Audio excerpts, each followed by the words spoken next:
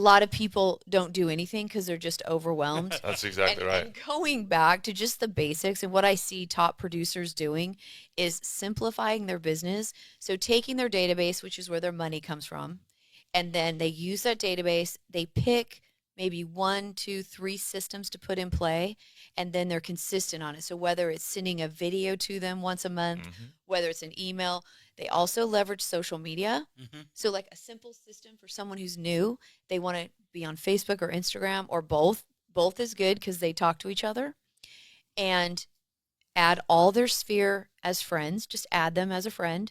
That's a great start. And then from there, you can message each one of them once a month. That's a simple system that works. And then incorporate, right? Yep. Working your sphere on a consistent basis is the biggest moneymaker that works right now. And I know that for sure firsthand. And you would be surprised how much money the top producers make just by working their personal sphere, picking three systems, whatever those are. Then you don't get overwhelmed with everything we're talking about because it can be overwhelming. But if you just go back to the basics, you can make money. Well, I think that's Yeah. such a good point too, Julie. And I think when you recognize all these things that exist, you have to go back to, hey, I just need to learn one and get it in place. And when that's It. now on autopilot or something that you can execute daily, it becomes very easy to, okay, now let's add this one because this one's already established. And you building the systems. And there's I know we have some like funny stories in terms of like consistency and implementation, but one of the ones that we came across is a little bit of like the extreme example of how consistency can pay off. But there's a story here, and I'm going to read this because I think this is funny about how being consistent at one thing can make a difference, how implementing. So a Domino Pizza story here. We've got a man in Salem, Oregon, who for 7 years ordered Domino's pizza daily. And one day came by where the manager looked and realized that this individual had not ordered his normal pizza in 11 days.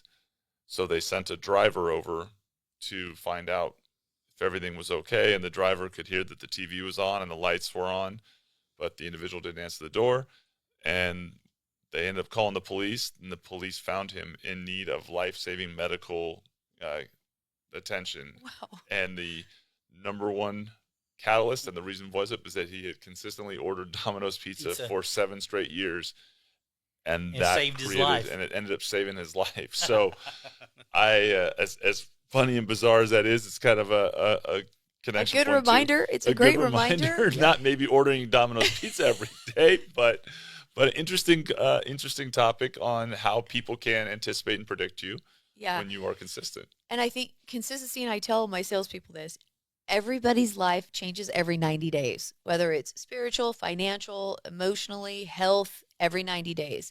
And the only reason you have your consistent systems in place daily is to catch them when their life changes and they think of you first. That is the only reason you do it every day, day in and day out, even when you don't get results. That's the one difference between the top 10% and the bottom 90. It's the 10% do things every day, even when they don't feel like it. And that consistency pays off no matter what real estate market we're in. I mean, you see always the same consistent people on top because they're putting those systems in place. That undoubtedly can't convince someone they have a need that they don't with any regularity or any sustainability, right? But being the first person that they think about or the first person they contact when that comes about is important. And that's where the numbers game, we talk about this a lot on our side, which is you've got to tilt that in your favor. Like they have to be seeing you often enough and they have to connect with you.